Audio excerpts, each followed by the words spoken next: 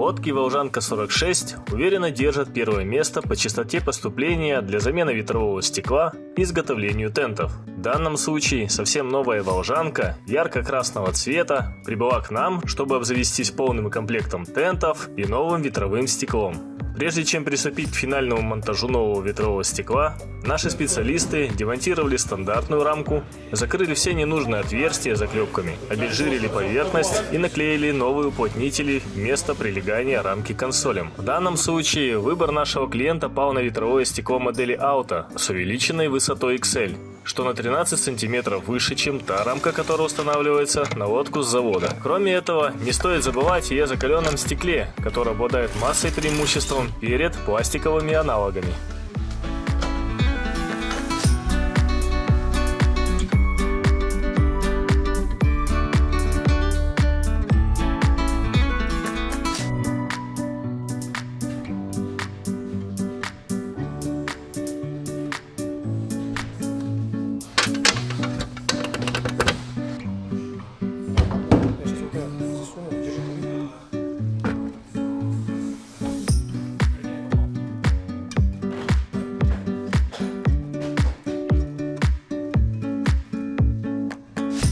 Ходовой тент было решено разместить на новых алюминиевых дугах с фурнитурой из нержавеющей стали. Материалом для тента послужила фирменная испанская ткань Рикосенс, а фиксироваться тент должен был на нержавеющей кнопке от фирмы DOT. К слову, стояночный тент устанавливается на те же самые крепления. На последнем шаге мы установили на лодку носовой тент, надели транспортировочный чехол на ПВМ и подготовили обновленную лодку для передачи клиенту.